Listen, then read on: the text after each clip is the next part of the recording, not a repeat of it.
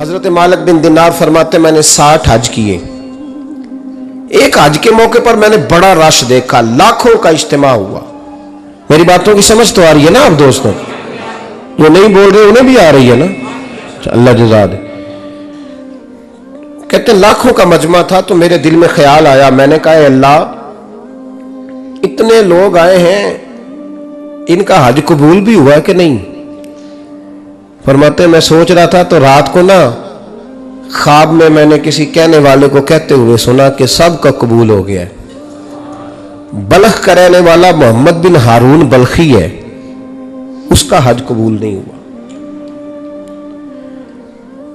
فرماتے ہیں شہروں کے علیحدہ علیحدہ خیمے لگتے تھے. اب بھی آپ حج کرنے جائیں تو پاکستانیوں کی رہائشیں علیحدہ ہوتی ہیں, انڈین کی علیحدہ, بنگلہ دیش کے علیحدہ, مصری, یمنی, سب لوگ علیحدہ علیحدہ رہائشیں ہوتی ہیں, جھنڈے لگے ہوتے ہیں ملکوں کے. کہتے ہیں میں نے سویرے اٹھ کے ڈھونڈنا شروع کر دیا. ڈھونڈتا ہوں وہ بندہ ملے.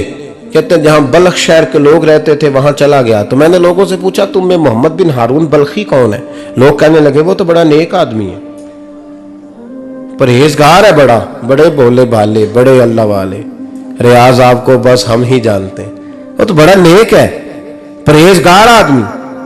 کہتے میں نے کہا اچھا کہاں ہے؟ انہوں نے کہا پہاڑ کے پیچھے اس نے خیمہ لگایا ہوا ہے, ساری رات عبادت کرتا ہے, سارا دن روزہ رکھتا ہے, قائم اللیل ہے, صائم الدہر ہے. کیا بات؟ فرماتے ہیں میں ان لوگوں کی بات سن کے حیران ہو گیا کہ مجھے کیا بتایا گیا, یہ کیا کہہ رہے ہیں. فرماتے ہیں میں پہاڑ کے پیچھے گیا. حضرت مالک بن دینار علیہ رحمہ فرماتے ہیں جب میں وہاں پہنچا تو میں نے اس شخص کو مصلی پہ بیٹھے دیکھا. کثرت عبادت کے آثار اس کے وجود پر نظر آ رہے تھے. سیدھا بازو اس کا کٹا ہوا تھا. فرماتے 2 رکعتیں مکمل کر کے نا میں نے اس سے السلام علیکم کہا تو مجھے کہنے لگا وعلیکم السلام, آپ مالک بن دینار ہیں؟ میں نے کہا بڑی اس کی فراست ہے. فرماتے پھر اس نے ٹھنڈی سانس لی, کہنے لگا آپ کو خواب آئی ہوگی کہ میرا حج قبول نہیں ہوا. فرماتے ہیں مجھ پر اور بجلی گری کہ کیا کہہ رہا. فرماتے میں نے کہا یار لوگ بھی تیری تعریف کر رہے ہیں اور تیری بصیرت بھی بڑی ہے, تو یہ ماجرا کیا ہے؟ کہنے لگا آپ نہ پوچھیں. یہ کہہ کے اس نے رونا شروع کیا, دیر تک روتا رہا. میں نے کہا نہیں یار تو بتا. کہنے لگا نہیں آپ نہ پوچھیں, آپ ناراض ہوں گے. میں نے کہا میں نہیں ہوتا, تو بولنا. کہنے لگا حضور 24 سال ہو گئے مجھے حج کرتے ہوئے, 24واں حج ہے میرا, اور ہر سال کوئی اللہ کا ولی آ کے بتاتا ہے کہ جا چلا جا تیرا کوئی نہیں قبول ہوا. بے پروائی ویک سجن دی جتھے کسے دی پیش نہ جاوے, انہیں تاجا والے در در رولے تے منگتے تخت بٹھاوے, آزم کسے نو کارا ملدا ہی کوئی کعبے خالی آوے. کہتے ہیں اس نے مجھے کہا حضور 24واں حج ہے, ہر سال کوئی بتاتا ہے. میں نے کہا تیری غلطی. کہنے لگا میں اپنی ماں کا نافرمان. میں نے کہا واقعہ کیا ہوا؟ کہنے لگا حضرت اللہ نے مجھے دولت دی, مال دیا, زمینیں دی تو میں عیاش ہو گیا. آپ یقین کریں اللہ لوگوں کو مال دیتا ہے تو وہ سمجھتے ہیں میری چلاکی سے آیا ہے, میں تیز بڑا تھا اس لیے آیا ہے. نافرمان ہوتے ہیں. لیکن جو رب لینا جانتا ہے دینا جانتا ہے وہ لینا بھی. وارث شاہ مان کری نہ وارثاں دا, رب بے وارثہ کر کے مار دائی. لوگ بڑے سمارٹ بن جاتے ہیں, ان کی گفتگو میں بڑا تکبر ہوتا ہے, ان کے نگاہوں کے انداز میں بڑے, وہ کہتے ہیں اوہ سب لوگ بیوقوف ہیں صرف میں سیانا ہوں, کام جو صحیح چل رہا ہے. او بھائی 1 منٹ لگتا ہے انسان کو بادشاہ سے فقیر ہونے میں. ایک امام مالک رحمت اللہ علیہ بیٹھے تھے تو ہارون رشید آپ سے کہنے لگا امام ابو مالک سے, حضرت بتائیں اس وقت اللہ کیا کر رہا ہے؟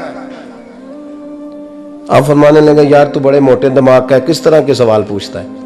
بادشاہ تھا نا. کہا نہیں آپ بتائیں. تو امام مالک فرمانے لگے تو تخت پہ بیٹھ کے سوال پوچھتا رہتا ہے اور میں نیچے بیٹھ کے جواب دیتا رہتا ہوں, نیچے آ پھر بتاتا ہوں. اس نے کہا جناب بتائیں. فرمانے لگے تو سوالی ہے نا, تو تو نیچے بیٹھ اور میں اوپر بیٹھتا ہوں. کہ جناب آ جائے. ہارون رشید نیچے آ گیا, امام مالک تخت پہ بیٹھ گئے. فرمانے لگے اب بتا کیا پوچھ رہا تھا؟ کہنے لگا حضور پوچھا تھا اللہ اس وقت کیا کر رہا ہے. فرمانے لگے رب اس وقت تجھے سمجھا رہا ہے کہ اس تخت پہ تکبر نہ کرنا, 1 मिनट लगता है मैं तुझे उठा के मालिक को बिठा दिया करता हूं। ये तुझे समझा रहा है, लिहाजा इस समझ पे कायम रहना, तकब्बुर ना करना। 1 ही तो मिनट लगता है, ये तुझे समझा रहा है।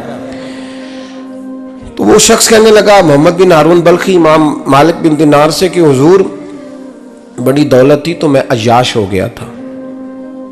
रमजान का महीना था, अम्मा तंदूर में रोटियां लगा रही थी, मैं शराब पी के घर आ गया। हमारे यहाँ ये भी फैशन है ना, अब मेहंदी वाले दिन चौधरी साहब के डेरे पे जवान शराब पीते हैं तो पूछते हाजी साहब आप तो हाजी भी हैं तो डेरे पे मुंडे क्या करते रहे? कहते मैं डेरे ते था मैनू नहीं पता, वो कार लगे सन। हाजी साहब आपको सारा पता है और अल्लाह आपसे पूछ लेगा। यहाँ तो कोई आदमी चुप कर जाएगा आपके किलों की वजह से, लेकिन अर्श के मालिक को भी तो जवाब देना है कि नहीं? क्या तरीका है? देखे ना, कोल वाले दिन महफल और मेहंदी वाले दिन अल्लाह से सिर्फ दुखों का रिश्ता है, रसूलुल्लाह से सिर्फ गमों का रिश्ता है। अगर तूने ढोल ढमक्का शोर शराबा किया है शादी वाले दिन तो कोल वाले दिन भी बजा, तेरा पता चले, जनाजे पे भी बजा। क्या तमाशा है? मजहब सिर्फ रस्म है, जरूरत है। कोई मर गया तो कुरान पाक खोल लो, बाकी जो मर्जी करो। हज भी कीती जांदे हो, लहू भी पीती जांदे हो, खो के माल यतीमां दा भेज मसीती जांदे हो, फट दिलां दे सींदे नहीं, टोपियां सीती जांदे हो, नफ्स ते छुरी फेर दे नहीं, बकरे कीती जांदे हो, फर्ज भुलाई बैठे हो, नफला नीती जांदे हो, ओ दसो ते सही बुल्ले नू ए की कुछ कीती जांदे हो, ओ दसो ते सही बुल्ले शाह नू की कुछ कीती जांदे हो। कोई तरीका है? कोल शरीफ पे मौलवी साहब तशरीफ लाइएगा, अब्बा जी के कोल है, तो मैं तो कहता हूं बजा ना बैंड बाजे वाला आज भी, तेरा पता चले कि ये दो काम कैसे होते हैं। तू किस तरह 2 कश्तियों का, समझ नहीं आती बात की। मैं तो जाता ही नहीं बैंड बाजे वाली शादी पे, मैं कहता जिनको मर्दी पढ़ा लो ने कहा, हमसे नहीं 2 काम होते। अल्लाह रोजी देने वाला है, एक ही करते हैं, 2 रंगी छोड़ के यक रंग हो जा, सरासर मोम हो जा या संग हो जा, मौज करो। हम इस चक्कर में पड़ते ही नहीं, हम वो रास्ता ही छोड़ देते हैं जो हमारी तबीयत के मुताबिक नहीं होता, बस खत्म हो गई बात। इसलिए गौर करें और याद रखें इस बात को। इमाम मालिक बिन दिनार रहमतुल्लाह अलैह फरमाते हैं मुझसे कहने लगा पैसे आए तो मैं अय्याश हो गया। रमजान का महीना था, असर के बाद मेरी अम्मा इफ्तारी की तैयारी कर रही थी, मैं गया, मैंने कहा शराब पी हुई, अम्मा रोटी दे, तो अम्मा कहने लगी शर्म कर, शर्म कर, रोजा रखा नहीं तो जिन्होंने रखा है उनका तो ख्याल कर। कहते अम्मा की बात का मुझे गुस्सा लगा। मैं कहा करता हूं बदनसीब है वो बेटा जिसका बाप उससे बात करते हुए डरता है कि पता नहीं कहां से बोलेगा। बदनसीब नहीं वो बेटा जिसकी मां उससे बात करते हुए सहम जाती है कि पता नहीं कौन सी बोली बोलेगा। बदनसीब नहीं कि मां बाप भी जिससे खोल के बात ना कर सके। हजरत मालिक बिन दिनार से कहने लगा अम्मा ने जब कहा मैं शर्म कर तो मुझे गुस्सा आया, मैंने मां को थप्पड़ मारा और मेरी मां जलते हुए तंदूर में गिरी। लोगों ने मुझे पकड़ के अंदर बंद कर दिया कमरे में। सारी रात मैं शोर सुनता रहा पर नशे में धुत रहा। सवेरे आंख खुली तो मेरी बीवी बैग बांध रही थी। मैंने कहा कहां जा रही हो? कहने लगी जो मां का नहीं बना मेरा कैसे बनेगा। वो मैंने कहा मेरी अम्मा का, वो तो लोगों ने रात को ही दफन कर दी जनाजा पढ़ के। तड़प के कहने लगा मुझे क्यों नहीं बताया? तो कहते हैं लोग कहने लगे तेरी मरती हुई मां कह गई थी इसे मेरा मुंह ना देखने देना, मेरे जनाजे के करीब ना आए। हजरत मालिक बिन दिनार फरमाते हैं जब उसने ये बात सुनाई तो मैंने भी उसके मुंह पे थप्पड़ मारा। मैंने कहा तू इसी काबिल है। कहते हैं वो रोने लगा, हुजूर दुआ करे अल्लाह मुझसे राजी हो जाए। कहने लगा जब माँ की इंतकाल की खबर मिली तो मैंने कुल्हाड़ी लेके वो हाथ काट दिया जिससे माँ को मारा था। मैंने सारी जायदादें खिरात कर दी। 24 साल हो गए, 24 साल। सारी रात नमाज पढ़ता हूँ, रोज़ा रखता हूँ, हज करता हूँ, पर हर साल कोई आके कहता है जा दौड़ जा तेरा कोई नहीं कबूल हुआ। हुजूर दुआ करे मालिक राजी हो जाए। फरमाते मैं थप्पड़ मार के आ गया। मैंने कहा तुझसे राजी हो जाए इतने जालिम से? इमाम मालिक फरमाते रात को आके सोया तो मुझे ख्वाब में रसूल पाक का दीदार हुआ। तो नबी पाक अलैहिस्सलाम ने फरमाया मालिक तू उसे मायूस क्यों कर आया है? अल्लाह तो बड़ा मेहरबान है। कहा हुजूर मां के नाफरमान को माफी कैसे मिलेगी? تو امام مالک فرمانے لگے نبی کریم نے فرمایا جا اسے جا کے بتا دے تجھے قیامت میں تیری ماں کی وجہ سے بخش دیا جائے گا. کہا حضور اماں کی وجہ سے کس طرح؟ تو محبوب فرمانے لگے اس کی ماں قیامت میں اس کے خلاف مقدمہ دائر کرے گی رب کریم کی عدالت میں، اے اللہ میں نے 9 ماہ پیٹ میں رکھا، درد سہ کے اسے جنا، جگر کا خون پلا کے پالا، اور اسی نے مجھے قتل کیا.